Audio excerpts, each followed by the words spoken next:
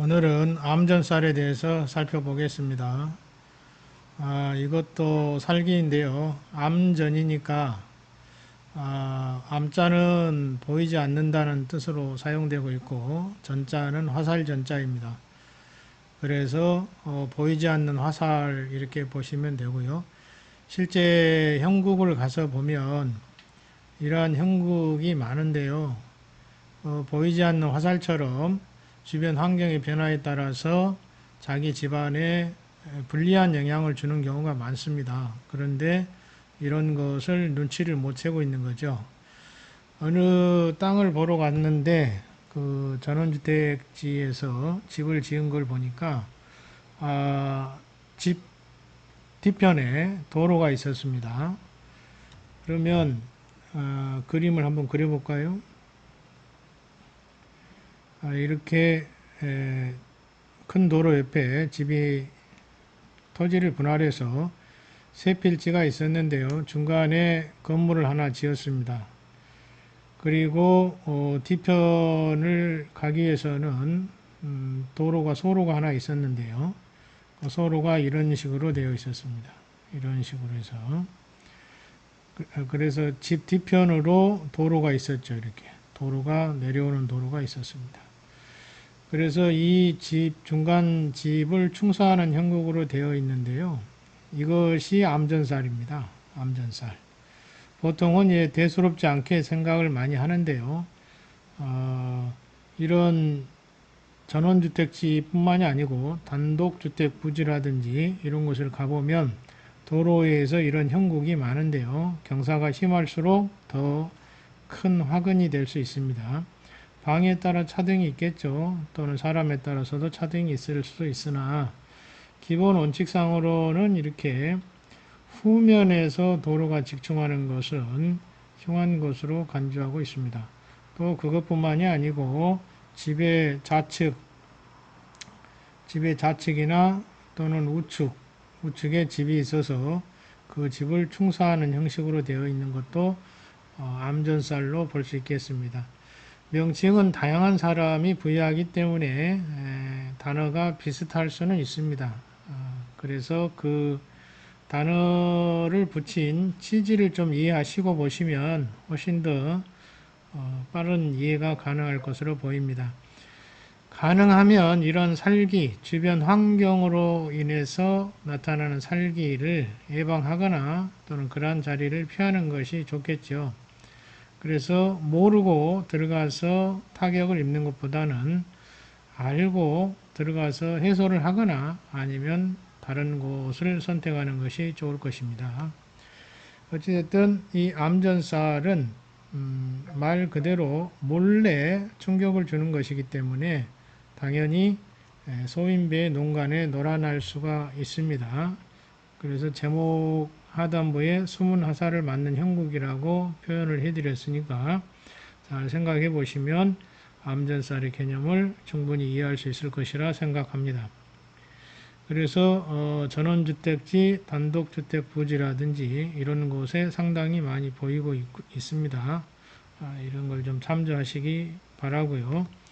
하나 더 이제 바이두에 나와 있는 사례가 별로 없어서 하나만 좀 살펴보겠습니다. 집 안에서, 건물 안에서 이런 경우가 있죠.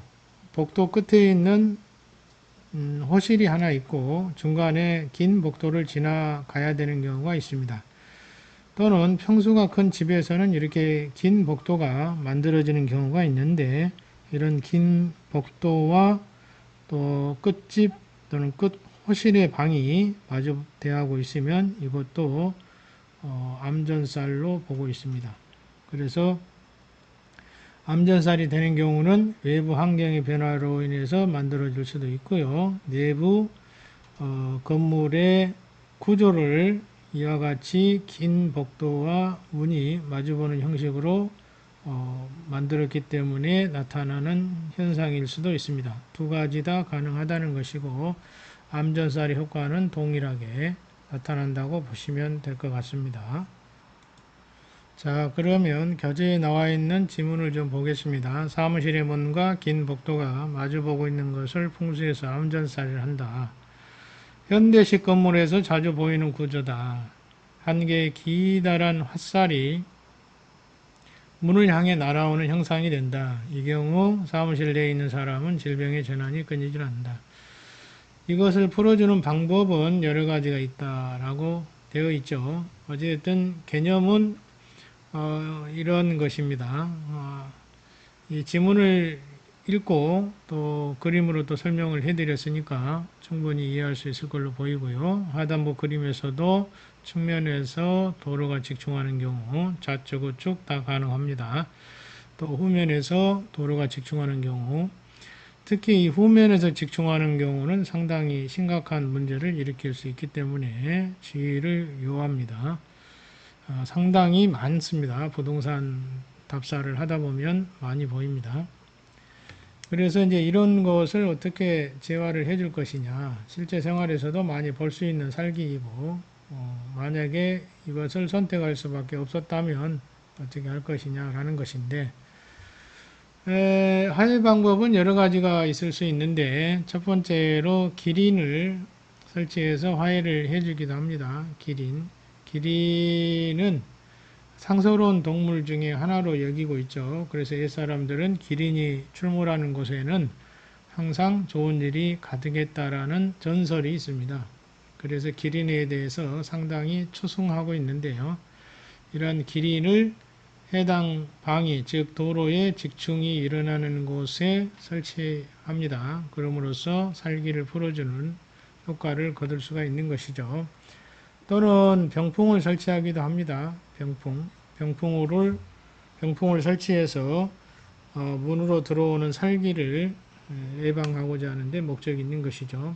병풍도 집안의 기장을 안전하게 지키는데 많은 역할을 해주기 때문에 병풍도 상당히 쓸만합니다. 그런데 병풍도 내부에서 어울릴 수 있도록 구조가 되어 있어야 되겠죠. 높낮이 이것도 잘 맞추셔야 됩니다. 그러면 어쨌든 필요한 살기가 미치는 곳에 이 살기를 풀어줄 수 있는 것 중에 하나가 병풍이다라는 점 이해하시고요. 또 하나가 있습니다. 산해진으로 암전사를 화해할 수도 있다라는 것이죠. 산해진은 뭐 누누이 말씀을 드렸습니다. 산수가 들어가 있고 태양과 달이 들어가 있고 부적이 들어가 있습니다. 그리고 태극 모양이 또 들어가 있습니다. 선천팔계가 들어가서 제화 역할을 하고 있는 것으로 표현을 하고 있는 것이죠. 이런 산해진은 많이 설치하고 있는데 한국에서는 많이 알려져 있지 않아서 이게 무슨 뜻인지 또 어디에 사용되는 것인지 잘 모르는 경우가 많습니다.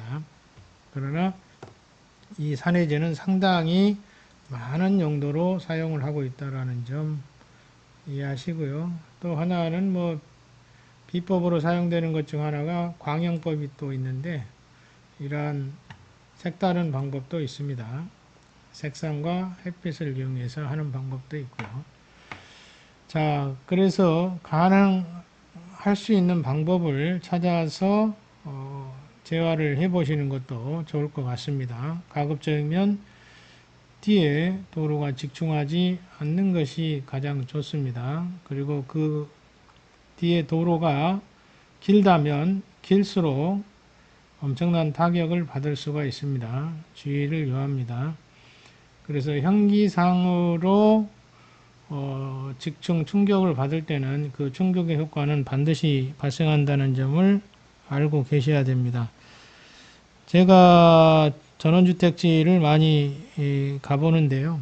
가보면 뒤에 도로가 있는 경우가 많고 측면 도로뿐만이 아니고 이 건물을 지을 때 이 주변의 도로 상황과 주변의 산소를 보고 건물을 맞춰야 되는데 이런 것을 전혀 무시하고 짓고 있는 경우가 너무나 많다는 것입니다. 실제 그래서 거기에 살다가 나오는 경우도 상당히 많고요. 주변 환경이 좋으면 유리한 자장이 형성이 돼서 좋은 일들이 많이 발생하게 됩니다.